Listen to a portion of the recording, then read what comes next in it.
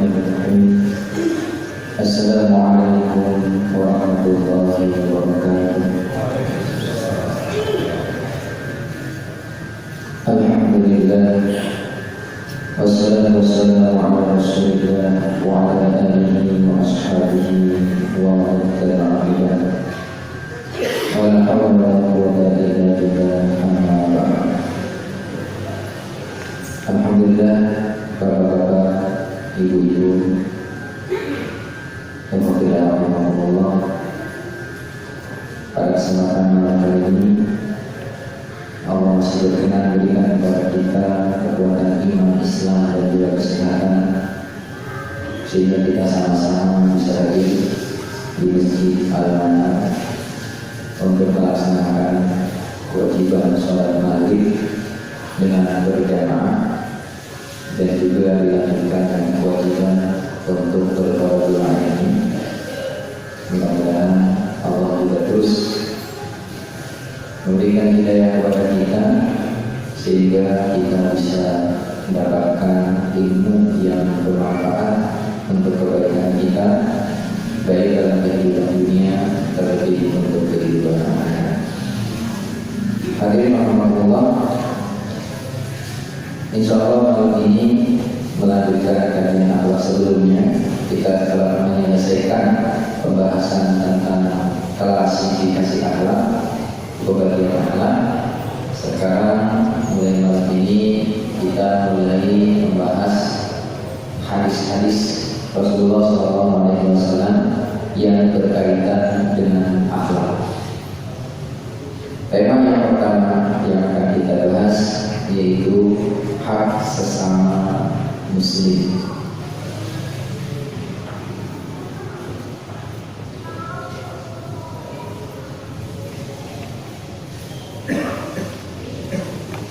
Kita sering mendengar hadis ini, kita baca hadisnya yang berkaitan dengan hak sesama Muslim. An Abi Hurairah, dari Abi Hurairah radhiyallahu anhu, semoga Allah meridainya, anna Rasulullah sallallahu alaihi wasallam, bahwasanya Rasulullah sallallahu alaihi wasallam qala, beliau bersabda, hakul muslimi ala muslimi sittun. Hak seorang muslim atas muslim yang lain ada 6. Hak seorang muslim yang hendaknya dilakukan oleh muslim yang lain itu ada 6. Apa itu hak? Kita sering mendengar, ini juga sudah menjadi bahasa Indonesia. Hak, ada hak, ada kewajiban, biasanya yang begitu. Kalau kewajiban sudah dilakukan, biasanya tinggal hak yang hendaknya didapatkan. Apa itu hak? Hak seorang muslim yang hendaknya dilakukan oleh muslim yang lain. Jadi hak itu sesuatu yang seyogianya tidak ditinggalkan atau yang seyogianya dilakukan oleh seorang muslim kepada muslim yang lain. Nah, apa hukumnya hak itu? Apakah wajib atau sunnah? Nah, para ulama menjelaskan bahwasanya di antara hak-hak ini ada yang hukumnya wajib, ada juga yang hukumnya sunnah. Kita baca hadisnya. Hakul muslimi ala muslimi sittun. Hak seorang muslim atas muslim yang lain, yang akan dilakukan oleh muslim yang lain itu ada 6. Nah, apakah terbatas 6 atau ada yang lain? Nanti kita bahas. Yang pertama, idza laqitahu fasallim alaihi. Ketika kamu bertemu dengannya, maka ucapkanlah salam kepadanya. Bertemu dengan sesama muslim, maka hendaknya mengucapkan salam. Ini hak yang pertama. Wa idza da'aka fa'ajibhu, dan apabila ia mengundangmu, maka penuhilah undangannya. Ini hak yang kedua. Wa idza stanshahaka fansahlan. Dan apabila ia meminta nasihat kepadamu, maka nasihatilah. Lalu untuknya. Yang keberapa? Ketiga. Kemudian wa idza aqasa fahamidallah. Wa idza aqasa, dan apabila dia bersin, fahamidallah, lalu dia memuji Allah. Setelah bersin, kemudian mengucapkan alhamdulillah, memuji Allah, maka fasyamminhu, doakanlah dia. Kalau bersin setelahnya mengucap alhamdulillah, maka kita disuruh menjadi hak yang hendaknya kita lakukan, yaitu mendoakannya dengan doa ya Allah. Nanti kan jadi pertanyaan, terus kalau dia bersih tapi enggak mengucapkan alhamdulillah, nanti ada bahasanya. Kemudian wa idza marida, dan apabila dia sakit, fa'udhu, maka kunjungilah. Tengok, menengok orang sakit. Sudah berapa itu? 5 ya. Yang keenam, wa idza mata fattabi'hu, dan apabila ia meninggal, mati, maut, fattabi'hu, maka iringilah, mengiringi jenazah. Rawahu Muslim, hadis riwayat Imam Muslim. Ini hak muslim yang hendaknya dilakukan oleh muslim yang lain. Dalam hadis ini disebutkan ada 6. Pertanyaan selanjutnya, apakah hak-hak muslim atas muslim yang lain ini terbatas dalam 6 hal ini, atau masih ada yang lain kira-kira? Kenapa Rasulullah mengatakan situ ada 6? Sementara dalam hadis yang lain kita baca itu ada hak-hak yang lain. Nah, kadang-kadang Rasulullah itu menyebutkan dengan angka 6. Dalam hadis yang lain tidak disebutkan, tetapi dalam hadis ini beliau menjelaskan situ ada 6. Biasanya untuk memudahkan orang yang mendengarnya agar mudah dihafal. Kalau mengatakan situn ada 6, terus Rasulullah menyebutkan 3, nanti yang keempatnya apa? 5-nya apa? Benarnya apa? Disebutkan situn agar mudah dihafal. Dalam hadis ini disebutkan ada 6, tapi ini tidak membatasi. Artinya masih ada hak-hak yang lain yang hendaknya ditunaikan juga oleh seorang muslim kepada muslim yang lain. Tidak hanya 6 saja. Contohnya dalam hadis yang kedua ini, tadi sudah ada 6, ingat-ingat ketika ketemu mengucapkan salam pertama. Kedua, ketika mengundang maka penuhilah undangannya, jawablah penuhilah undangannya. Yang ketiga, ketika meminta nasihat, nasihatilah. Ketika bersih kemudian memuji Allah, maka doakanlah. Dan yang kelima, ketika sakit tengok, dan ketika meninggal maka iringilah. Dan dalam hadis berikutnya, coba ingat yang tadi, dalam hadis ini ada tambahan. Anil Barra bin Azib, dari Barra bin Azib radhiyallahu anhu, semoga Allah meridai keduanya. Anhuma keduanya, karena Barra ini seorang sahabat, bapaknya Azib juga seorang sahabat. Jadi keduanya radhiyallahu anhu. Qala, dia berkata, amarna Rasulullah sallallahu alaihi wasallam. Rasulullah sallallahu alaihi wasallam memerintahkan kepada kami, menyuruh kami, bi'iyadil maridi, Yang pertama, untuk menengok orang sakit. Ada nggak di hadis yang tadi? Ada. Kemudian yang kedua, wattiba'i da'i, dan memenuhi undangan. Ada. Kemudian ada yang tadi ya, wa ifsadil janazati, dan mengiringi jenazah. Ada. Wa tasmiyatil atisi, dan mendoakan orang yang bersih. Ada juga. Kemudian wa ibraril muqsimi, dan berbuat baik muqsimi terhadap orang yang bersumpah atau berjanji. Atau ibraril muqsimi artinya memenuhi janji. Jadi dengan cara yang baik memenuhi janji. Tadi ada enggak? Tidak ada ya. Ini tambahan memenuhi janji. Ketika berjanji ditepati, menepati janji. Wa ibraril muqsimi, dan menepati janji.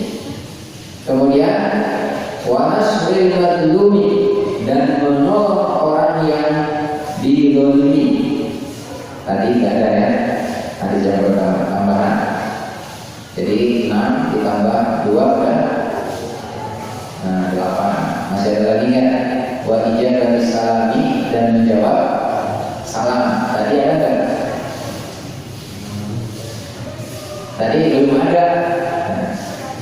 Yang tadi hadis pertama, kalau orang ketemu ucapkanlah salam, dan yang di sini menjawab salam tambahan. Kemudian ini muttafaqun alaih, hadis muttafaqun alaih. Wa fi riwayat Bukhari, dan dalam riwayat lain oleh Imam Bukhari, amarona, beliau menyuruh kami bitiba'il janaizi, untuk mengiringi jenazah, wa iyadatil marid, dan menengok orang sakit, wa ijabatil da'i, dan memenuhi undangan, wa nasril madlumi, dan menolong orang yang dizalimi. Saudara semua, wa iqraril qasami, dan menepati janji, wa radis salami, dan menjawab salam, wa tasmiyatil atisi, dan mendoakan orang yang bersih. Jadi tadi tambahannya ada berapa? 3. Tambahannya ada 3. Dari hadis yang pertama 6. Nah, hadis yang kedua ada tambahan 3 yang belum disebutkan dalam hadis yang pertama. Jadi kalau disimpulkan, digabungkan hadis yang pertama dengan yang kedua, jadi akhlak seorang muslim kepada muslim yang lain yang menjadi hak yang hendaknya ditunaikan dan tidak ditinggalkan, itu ada 9 digabungkan. Apa yang pertama? Ketika bertemu mengucapkan salam. Hukumnya wajib atau sunnah ini? Mengucapkan salam sunnah ya. Jadi hak muslim kepada muslim yang lain, ada yang hukumnya wajib, ada yang hukumnya sunnah. Kalau hukumnya wajib, banyak dosa kita ya. Ketemu nggak ucapin salam, berdosa. Terus ada orang meninggal, kita nggak iringi jenazah, dosa lagi. Kalau hukumnya wajib. Terus ada orang sakit, menengok, hukumnya wajib apa sunnah? Kalau wajib kita nggak menengok, berdosa, banyak dosa kita. Makanya para ulama menjelaskan, di antara hak-hak ini ada yang hukumnya wajib, ada yang hukumnya sunnah. Nah, jadi simpulnya ada 9 ya. Yang pertama ketika bertemu mengucapkan salam. Yang kedua memenuhi undangan. Orang yang mengundang kita penuhi undangannya. Kalau nggak ada udur. Kemudian yang ketiga menasihati orang yang meminta nasihat.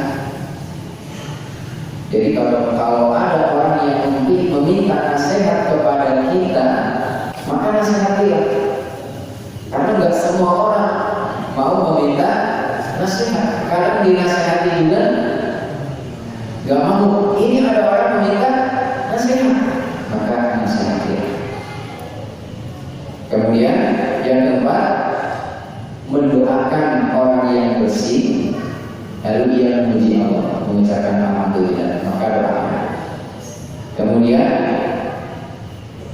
menjenguk orang sakit.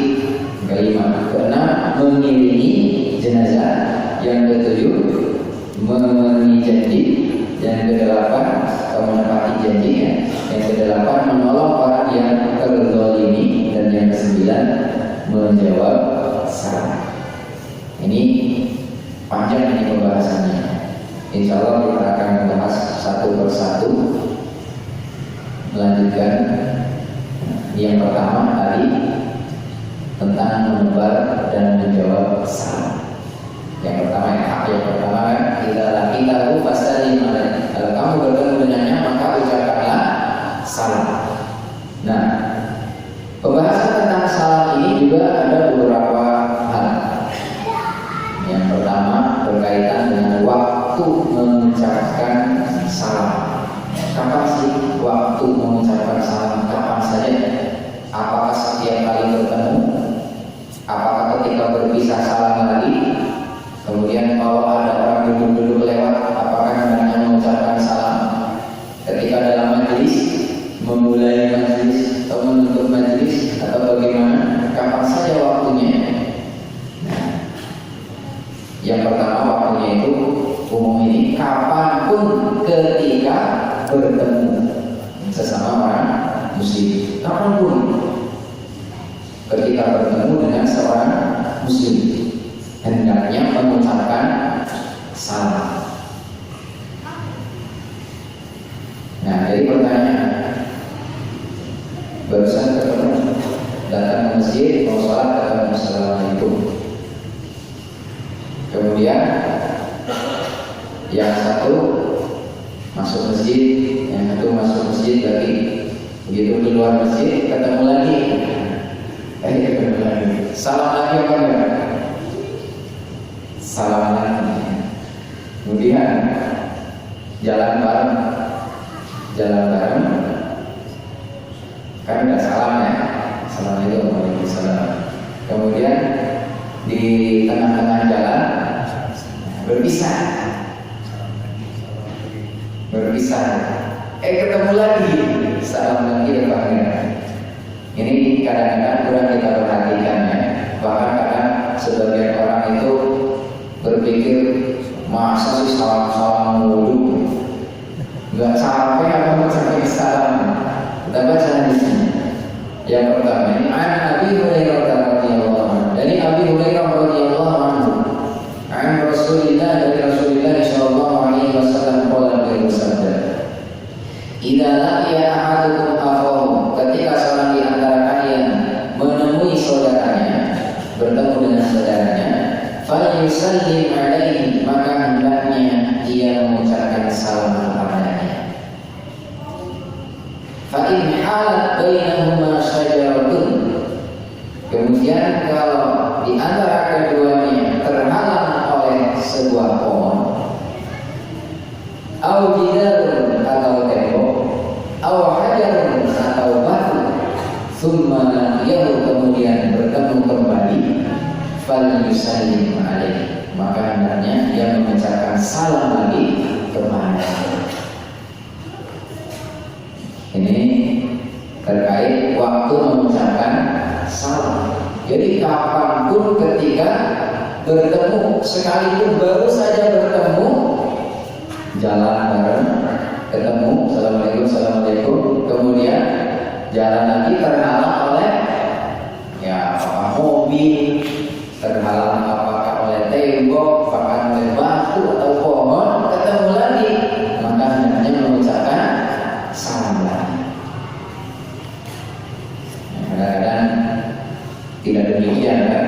Padahal ini hak yang hendaknya tidak ditinggalkan dan tetap dilakukan oleh seorang muslim kepada muslim yang lain. Ketika bertemu ucapkan salam, kemudian berpisah oleh jarak, bahkan oleh sekedar terbatas oleh pohon, batu atau tembok atau mobil dan yang lainnya, ketemu lagi, maka ucapkanlah salam. Ini aneh apa aneh? Ya, kalau yang belum ngaji mungkin aneh karena belum biasa. Tapi ketika kita sudah tahu, oh ternyata begitu etika akhlak yang diajarkan oleh Rasulullah SAW kepada para sahabat dan kita semua yang menjadi umatnya. Kemudian ya sudah mengucapkan salam, ketemu lagi nggak bisa salam. Kadang-kadang ketemu juga nggak mengucapkan salam, padahal menjadi hak yang hendaknya dilakukan dan tidak ditinggalkan. Yang pertama ya, hadisnya ketika ketemu kemudian dipisahkan oleh sesuatu, ketemu lagi ucapkan salam lagi. Yang kedua hadisnya Abi Hurairah dari Abi Hurairah radhiyallahu anhu berkata, dakhala rajulun, seorang laki-laki masuk al-masjid ke masjid. Nah, ini contoh juga ya bagaimana sahabat ini mempraktekkan salam kepada Rasulullah SAW. Ketemu salam, berpisah sebentar, ketemu lagi salam lagi. Nah, ini ceritanya seorang laki-laki masuk ke masjid. Wa Rasulullah SAW jalisun fi nahiyatil masjid. Sedang Rasulullah SAW sedang duduk di sisi masjid. Seorang laki-laki masuk ke masjid, ada Rasulullah sedang duduk di sisi masjid. Fasolat, lalu orang tersebut sholat. Karena masuk masjidnya, dia nggak tahu apakah sholat sunnah tahiyatul masjid atau sholat sunnah syukur wudu atau sholat sunnah yang lain. Tapi sholat, orang tersebut masuk masjid, di sebelah ada Rasulullah, sebelum dia mendatangi Rasulullah sholat dulu. Kemudian sumada fasallama alaihi, kemudian dia datang kepada Rasulullah fasallama alaihi, lalu dia mengucapkan salam kepadanya, kepada Rasulullah. Faqala, maka Rasulullah SAW menjawab, wa alaika,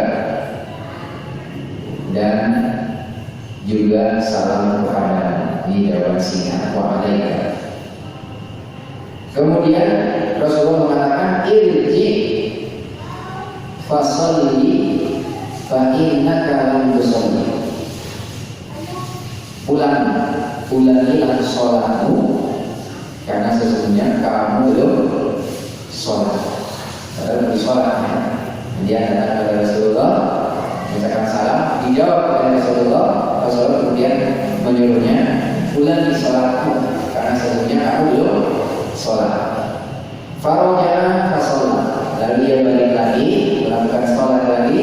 Tumaja fasalama, kemudian dia datang lagi dan mengucapkan salam lagi kepada Rasulullah SAW. Faqala lahu inna dzalik, lalu Rasulullah mengucapkan kepadanya seperti hal itu, seperti ucapannya yang pertama. Setelah menjawab salam, dia mengatakan diri fasali wa innaka lam tusalli. Ulangi sholatmu karena sesungguhnya kamu belum sholat. Faqala lahu fi tsaniyah, maka orang tersebut berkata kepada Rasulullah fi tsaniyati, di bilangan yang ketiga. Jadi dia sudah mengulangi sholatnya sebanyak 3 kali. Datang lagi, mengucapkan salam lagi, dijawab. Setelah itu dia mengatakan, fa'allimni ya Rasulullah. Dia tidak tahu sholat yang baik itu bagaimana, karena disuruh ulang terus oleh Rasulullah. Maka dia mengajarkan, dia mengatakan, saya nggak tahu sholat yang lebih baik daripada yang saya lakukan. Kalau begitu ajarkan kepadaku ya Rasulullah.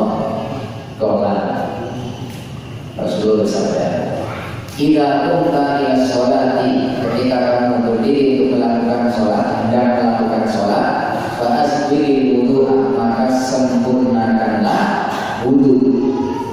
Mungkin karena orang ini wudunya belum sempurna, jadi disuruh mengulang oleh Rasulullah, atau karena hal yang lain.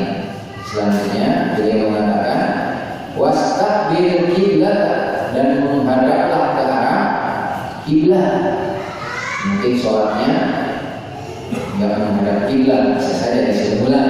Wakabbir, dan bertakbirlah. Tsumma qra' ma tayassara minal Qur'an, kemudian bacalah apa yang mudah dari sebagian Al-Qur'an.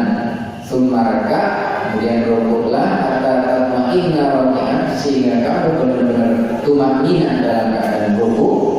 Tsumma rfa' ra'saka hatta ta'tadila qa'iman, kemudian angkatlah kepalamu sehingga kamu benar-benar lurus tegak berdiri.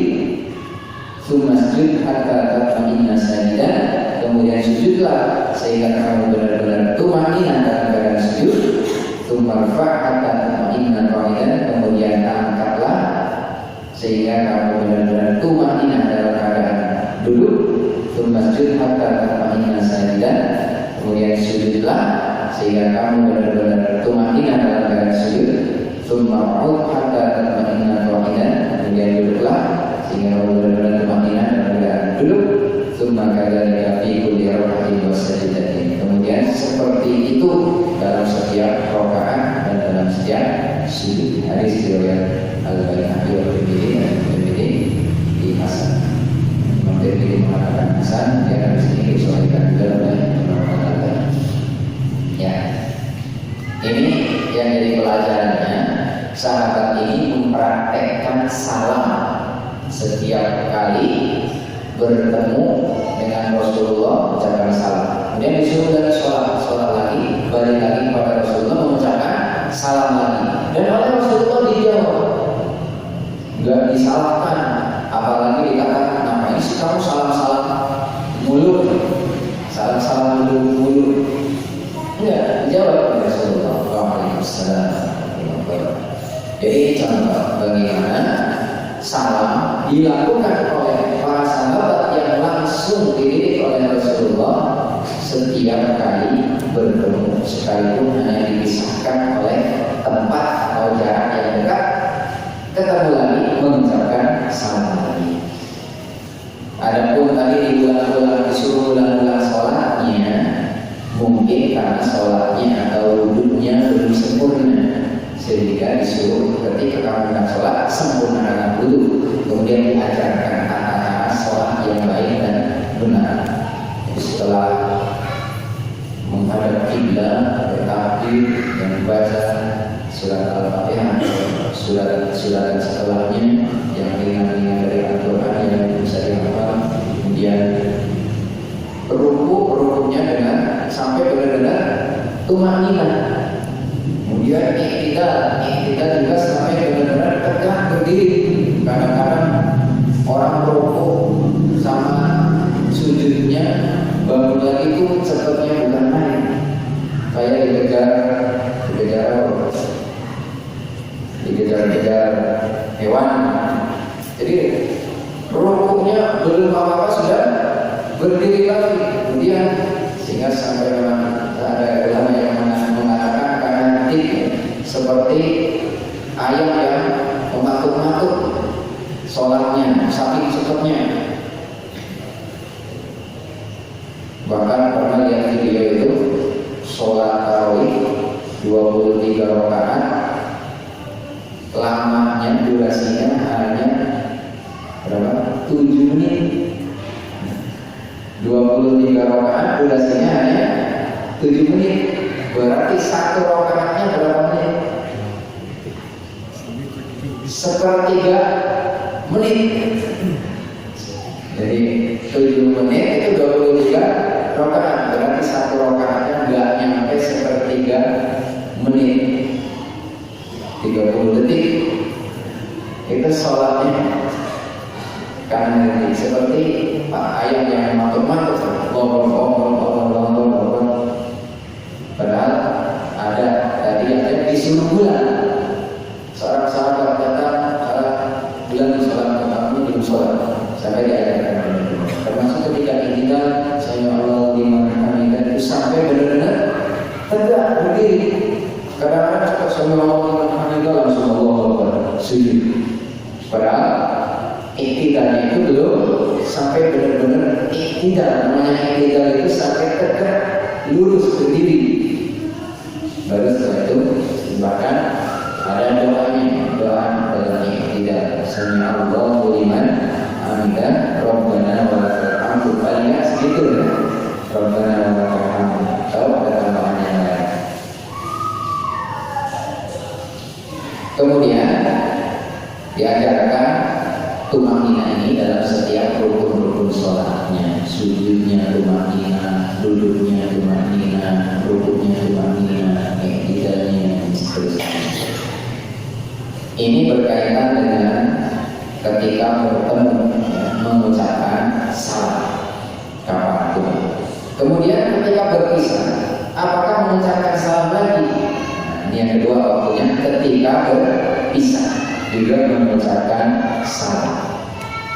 Darinya dari Abi Hurairah, dari Abi Hurairah radhiyallahu anhu, semoga Allah meridainya.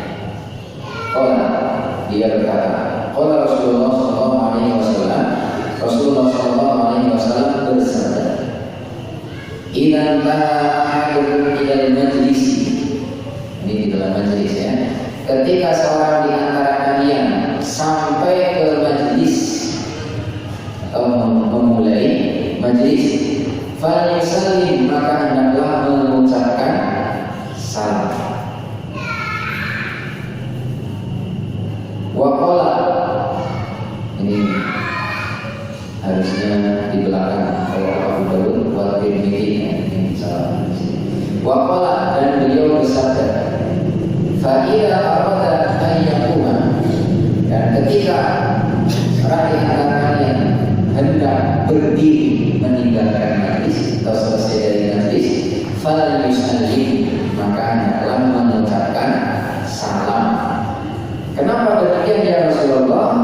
Karena falaisatil ula bi'ahaqqa minal akhirati, karena salam yang pertama itu tidaklah lebih berhak dilakukan minal akhirati daripada yang terakhir. Jadi sama saja datang ke majlis atau memulai majlis dengan selesai tidak berpisah dari majlis, itu sama saja. Yang pertama tidak lebih berhak daripada yang kedua, yang terakhir. Sama, nanti hukumnya apa? Wajib atau sunnah? Sunnah ya. Jadi kalau gitu nggak salam berdosa, ya berdosa. Tapi ini ada anjuran, jadi hukumnya sunnah, dianjurkan, dan ini jadi hak, dan hak itu sesuatu yang seyogyanya dilakukan dan tidak ditinggalkan.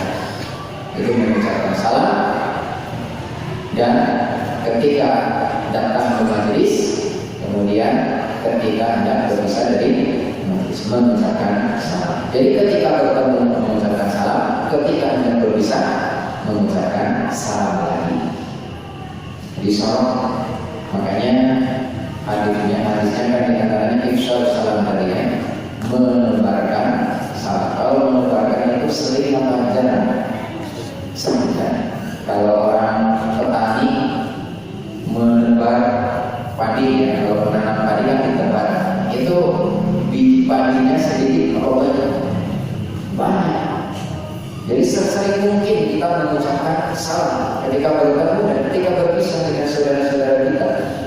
Ini namanya ifsyarus salam, dan pahalanya sangat besar di sisi Allah Subhanahu wa taala, karena di antaranya menebar salam ini menjadi salah satu pintu masuk surga dengan selamat.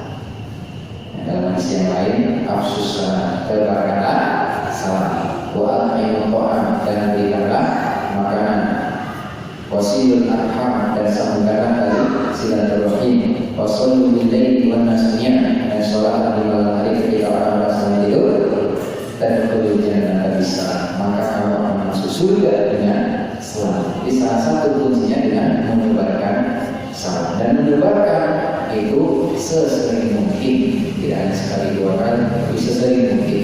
Bertemu lagi salam lagi, berpisah salam lagi, ketemu lagi salam lagi, bisa salam lagi. Kemudian kita lanjutkan yang kedua, pembahasannya tentang makna ucapan salam. Tadi yang pertama kenapa? Waktu ya, waktu mengucapkan salam. Yang kedua, makna ucapan salam. Kalau teksnya kita semuanya sudah hafal, Assalamualaikum, itu minimal.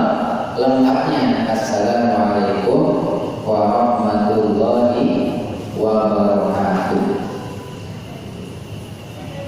Assalamualaikum, Assalamualaikum, Assalamu, ganti dari kata salam. Salam artinya mendoakan orang yang ditemui agar apa?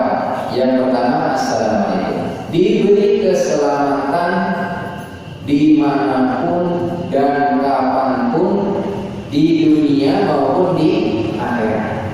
Mendoakan orang yang ditemui agar selalu diberikan keselamatan kapanpun, dimanapun, baik di dunia maupun di akhirat.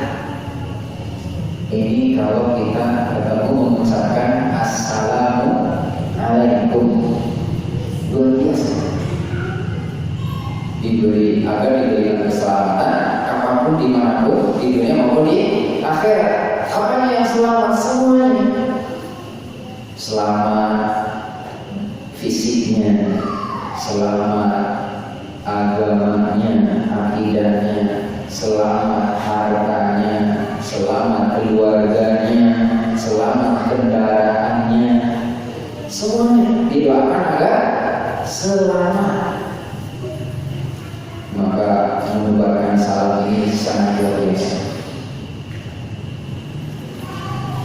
Agar diberikan selamat. Kemudian warahmatullahi, rahmat itu kasih sayang Allah. Yang juga mendoakan agar orang yang ditemui itu dirahmati dan disayangi oleh Allah Subhanahu wa Ta'ala dalam segala urusannya.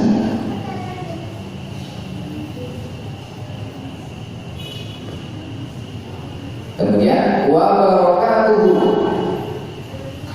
dan agar diberkahi oleh Allah Subhanahu wa Ta'ala. Apa itu berkah?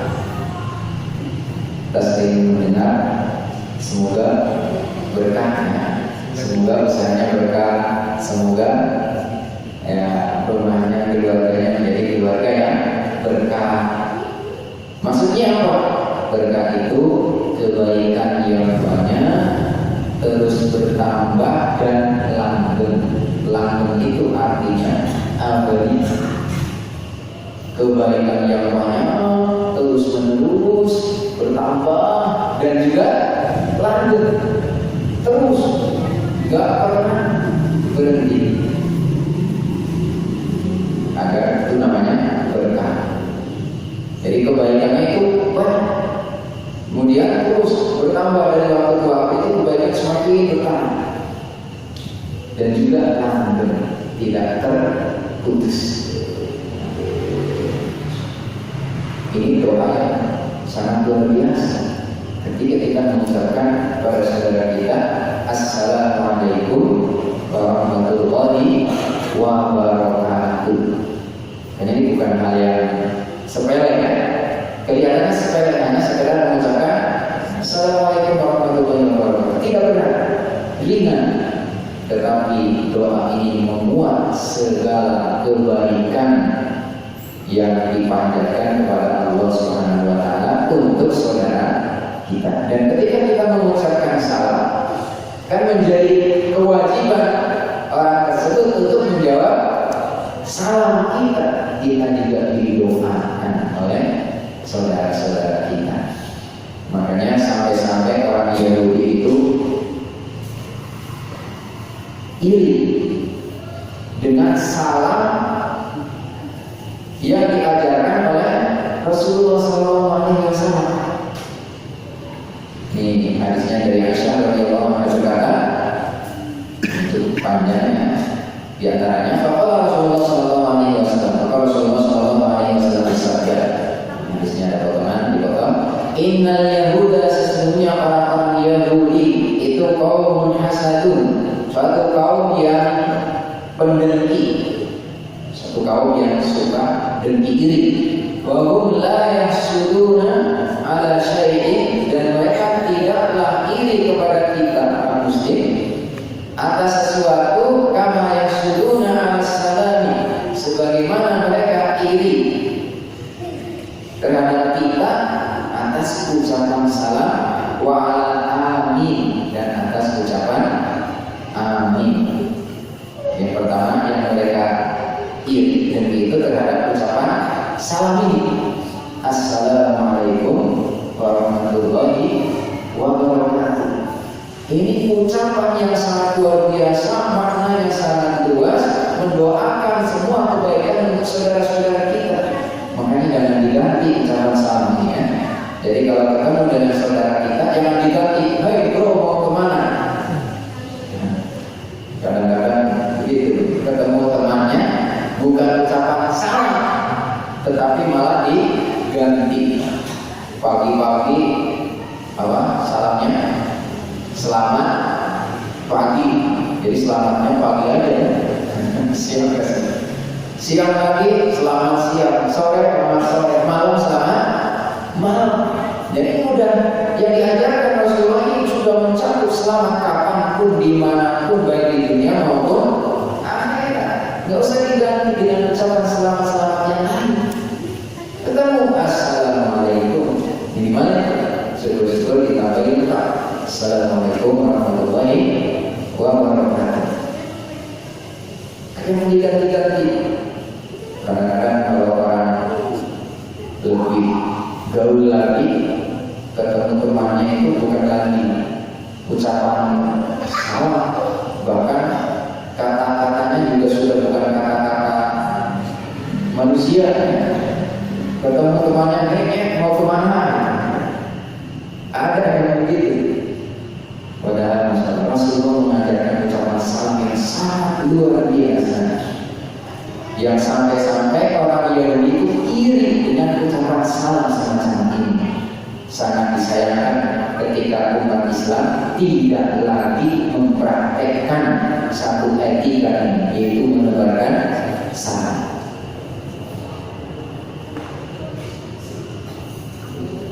Kadang-kadang ucapan salam ketemu orang lain, assalamualaikum, pulang ke rumah ketemu keluarganya sendiri tidak mengucapkan salam. Kan aneh, pulang ke rumah buka pintu nggak ngucapin salam. Nah, jadi kalau ketemu masuk rumah ucapkanlah salam, walaupun nggak ada orang, ucapkan salam. Ketemu istri, ucapkan salam. Misalnya besok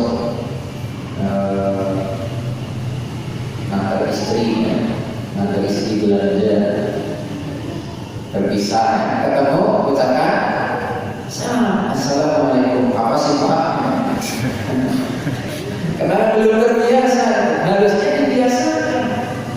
Ya, yang menjemput istri ketemu assalamualaikum. Istri juga ketemu suami, ucapkan salam, assalamualaikum. Suami pulang capek, suami belum sempat ucapin salam, yang ucapin istrinya. Dulu pahalanya yang lebih besar yang mana? Yang dulu mengucapkan salam, yang lebih dulu mengucapkan salam, lebih besar pahalanya. Jadi ini harus kita biasakan. Kita hidupkan lagi sunnah yang satu ini, yaitu menebarkan salam. Yang kedua, kalimat yang diirikan oleh orang Yahudi, yaitu ucapan amin. Amin ketika imam membaca ghairil maghdubi alaihim waladdallin, dia mau mengucapkan amin. Ini kalimat ini diirikan oleh orang-orang Yahudi. Makanya ketika mengucapkan amin, hendaknya kita benar-benar meresapi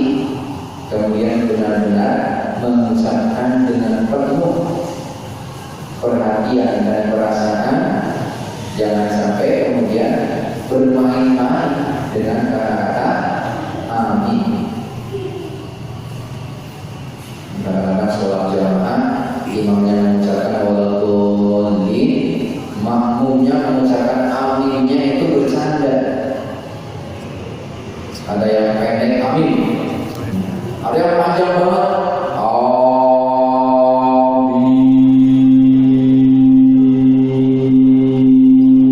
Ditunggu sama imam mau baca surat yang lain, nggak selesai-selesai aminnya. Kadang imamnya namanya amin, makmumnya jika imamnya mengucapkan waladhdallin teriak amin. Astagfirullahaladzim. Ini seharusnya tidak terjadi bagi kita yang terutama yang sudah belajar. Amin ini kalimat yang luar biasa. Jangan sampai orang Yahudi itu iri, dengki dan akhirnya benci terhadap kaum muslimin dengan ucapan salam dan ucapan amin yang diajarkan oleh Rasulullah SAW. Kenapa ini luar biasa? Nah, dari Amin radhiyallahu anhu bahwasanya Nabi sallallahu alaihi wasallam bersabda, "Ila amana imam fa amin." Ketika imam mengucapkan amin, maka ucapkanlah amin oleh kalian. Fa innahu, maka karena sesungguhnya man wafaqa ta'minu ta'minal malaikah, barang siapa yang ucapan aminnya bertepatan dengan ucapan aminnya para malaikat, ghufira lahu ma taqaddama min dhanbihi, maka akan diampuni baginya dosa-dosa yang telah berlalu. Jadi ucapan amin kalau bertepatan bersesuaian dengan ucapan aminnya malaikat, maka akan diampuni dosa-dosa kita yang telah berlalu. Makanya ketika mengucapkan amin, jangan usahakan jangan hanya sekedar refleks, ya, tapi benar-benar dengan ya diresapi di dalam hati kita. Amin. Dalam hati kita itu meresapi maknanya, sehingga mudah-mudahan termasuk yang bertepatan dengan ucapan aminnya malaikat, sehingga dosa-dosa yang telah berlalu akan diampuni oleh Allah Subhanahu wa Ta'ala. Sampai di sini dulu pembahasan kita tentang masalah. Insyaallah belum selesai, saya jelaskan lagi, kita teruskan di pertemuan selanjutnya. Kita tutup dengan hamdalah, alhamdulillahirabbil alamin, rabbana atina fid dunya hasanah wa fil akhirati hasanah, rabbana atina fid dunya hasanah wa qina adzabannar hasanah. Subhanallah wa bihamdika, asyhadu an la ilaha illa anta, astaghfiruka wa atubu ilaik. Assalamualaikum warahmatullahi wabarakatuh. An Ibni Abbas royatu sallallahu alaihi wasallam saudah waliwa'uhu abyad. Sesungguhnya bendera Rasulullah sallallahu alaihi wasallam itu warnanya putih dan panjinya berwarna hitam. Dalam kemudian hadis yang lain dikatakan maktubun alaih la ilaha illallah Muhammadur Rasulullah, bahwa sesungguhnya tertulis di dalamnya la ilaha illallah Muhammadur Rasulullah. Kalimat yang antum-antum itu semua hidup dengan itu, kalimat yang antum-antum semua ingin mati dengan itu, dan kalimat yang antum-antum semua pengen hidup lagi dengan itu. Dalam hati kibarkan tinggi-tinggi la ilaha illallah, la ilaha illallah, la ilaha illallah Muhammadur Rasulullah. Dengan bendera suci bersama panji Nabi, ayo jaga NKRI dari para pembenci. La ilaha illallah, la ilaha illallah, la ilaha illallah Muhammadur Rasulullah. Allah Allahu Akbar, Allah Allahu Akbar, Allah Allahu الله أكبر ولله الحمد.